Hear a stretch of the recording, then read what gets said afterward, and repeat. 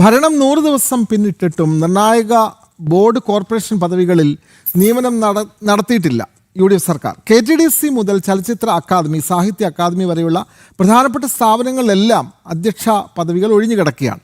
പദവി വിഭജനത്തിലെ തർക്കങ്ങളാണ് തീരുമാനങ്ങൾ വൈകാൻ കാരണമെന്നാണ് വിവരം. വിവരങ്ങളുമായി ദിലീപ് കുറ്റിച്ചൽ ചേരുന്നു. ദിലീപ്, നമസ്തേ. ഓണം ആശംസകൾ, ഓണാഘോഷമൊക്കെ കഴിഞ്ഞു എന്ന് തോന്നുന്നു. നമുക്കെന്തായാലും വാർത്തയിലേക്ക് വരാം. ഈ സതീശൻ സർക്കാർ 100 ദിവസം പിന്നിടുമ്പോഴും പ്രധാനപ്പെട്ട കോർപ്പറേഷൻ ബോർഡ് സ്ഥാനങ്ങൾ ഒക്കെ, അതിൻ്റെ അധ്യക്ഷ സ്ഥാനങ്ങളിലേക്കൊക്കെ ആളുകളെ തീരുമാനിച്ചിട്ടില്ല. ഒന്നാമത് UDFനുള്ളിൽ തർക്കമാണ് എന്നുള്ളതാണ് വളരെ പ്രധാനപ്പെട്ട കാര്യം. മറ്റൊന്ന്, ഒരേ പദവിയിലേക്ക് നിരവധി പേരുകൾ മുമ്പോട്ട് വരുന്നു. അതിലാരെ പരിഗണിക്കണമെന്നറിയാതെ സർക്കാർ വളരെ ആശങ്കയിലാണ്. അവർക്ക് ആരെ നിയമിക്കണമെന്നറിയുന്നില്ല. പക്ഷേ സംഭവിക്കുന്നത് ഇവിടെയൊക്കെ ഭരണസ്തംഭനം, പ്രത്യേകിച്ചും ബോർഡ് കോർപ്പറേഷൻ അധ്യക്ഷന്മാർ തീരുമാനമെടുക്കേണ്ട പല കാര്യങ്ങളുമുണ്ട്. പ്രത്യേകിച്ചും സാഹിത്യ അക്കാദമി, അതേപോലുള്ള വളരെ പ്രധാനപ്പെട്ട അക്കാദമികൾ, കോർപ്പറേഷനുകൾ, അവിടെയൊന്നും ആളുകളെ തീരുമാനിക്കാതെ പോകുന്നത് ഒരു ഭരണസ്തംഭനത്തിനും കാരണമാകുന്നില്ലേ ദിലീപ്?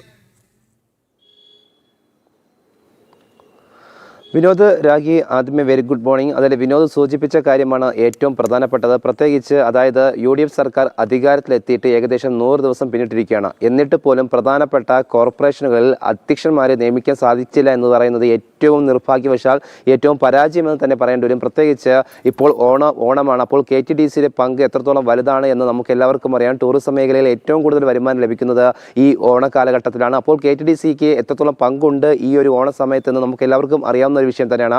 ആ ഒരു KTDCയിൽ പോലും അധ്യക്ഷനെ ആരാണെന്ന് പോലും ഇതുവരെയും നിശ്ചയിച്ചിട്ടില്ല എന്ന് പറയുമ്പോൾ സർക്കാരിൽ എത്രത്തോളം പരാജയമുണ്ട് എന്ന് വ്യക്തമാണ്. അതോടൊപ്പം തന്നെ നേരത്തെ സൂചിപ്പിച്ചപ്പോൾ തന്നെ സാഹിത്യ അക്കാദമിയും അതോടൊപ്പം തന്നെ ചലച്ചിത്ര അക്കാദമിയിൽ, ഈ രണ്ട് സാഹിത്യ അക്കാദമിയും ചലച്ചിത്ര അക്കാദമിയിൽ പോലും ഇതുവരെയും നിയമനം നടത്തിയിട്ടില്ല. അപ്പോൾ സ്വാഭാവികമായിട്ടും എന്തുകൊണ്ട് നിയമനം വൈകുന്നു എന്നുള്ള ഏറ്റവും പ്രധാന വിഷയം എന്ന് പറയുന്നത് UDFലെ ഘടകകക്ഷികൾ തമ്മിലുള്ള ആ ഒരു വാക്പോരാണ് ഏറ്റവും പ്രധാനപ്പെട്ട വിഷയം എന്ന് പറയുന്നത്. അതായത് ഈ വിഷയം പരിഹരിക്കുന്നതിന് വേണ്ടി UDFന്റെ ഉഭയകക്ഷി യോഗം നടക്കുമെന്ന് തന്നെയാണ് ആദ്യം മുതൽക്കേ പറഞ്ഞത്. പക്ഷേ ഏകദേശം 100 ദിവസം പിന്നിട്ടിട്ട് പോലും ഇതുവരെ പോലും UDFന്റെ ഉഭയകക്ഷി ചർച്ച നടന്നിട്ടില്ല എന്നാണ് ഏറ്റവും ശ്രദ്ധേയമായ കാര്യം.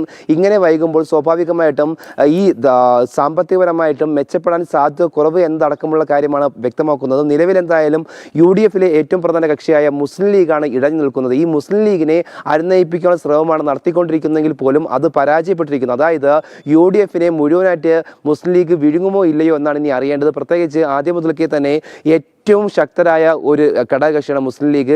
ഘടകകക്ഷിയിൽ മുസ്ലിം ലീഗ് തന്നെ തങ്ങൾക്ക് ഈ ചലച്ചിത്ര അക്കാദമിയിലും അതുപോലെ തന്നെ KTDCയിൽ അടക്കമുള്ളവർക്ക് ആ ഒരു ബോർഡിലേക്ക് തങ്ങൾക്ക് അധ്യക്ഷൻ വേണമെന്നടക്കമുള്ള കാര്യമാണ് അവർ ആദ്യം മുന്നോട്ട് വയ്ക്കുന്നത്. പക്ഷേ അതിൽ UDF യാതൊരുവിധ UDFന് വേണമെന്നടക്കമുള്ള മറ്റു കക്ഷികൾ പറയുന്നുണ്ട്. അപ്പോൾ ആ ഒരു വിഷയമാണ് നിലവിൽ ഏറ്റവും വലിയ പ്രതിസന്ധിയായി നിൽക്കുന്നത്. ഈ ഒരു പ്രശ്നം പരിഹരിക്കണമെങ്കിൽ ഉഭയകക്ഷി ചർച്ച വേണം. പക്ഷേ ഉഭയകക്ഷി ചർച്ച ഇതുവരെ നടന്നിട്ടില്ല. ഇങ്ങനെ വൈകുന്നത് മൂലം ഈ കോർപ്പറേഷനുകൾ, ഈ ബോർഡുകളിലെ സ്ഥിതി വളരെ മോശമായിരിക്കുകയാണ് വിനോദ്.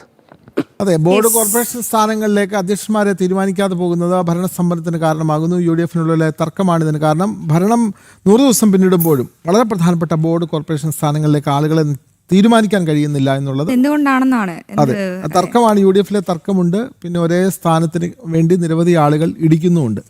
അപ്പോൾ കോമ്പറ്റീഷനാണ്, കൃത്യമായിട്ട് തീരുമാനം എടുക്കാൻ പറ്റുന്നില്ല. ആരെ പ്രീണിപ്പിക്കണം എന്നുള്ള കാര്യത്തിലും ഒരു ആശയക്കുഴപ്പം നിലനിൽക്കുന്നുണ്ട്. അതെ.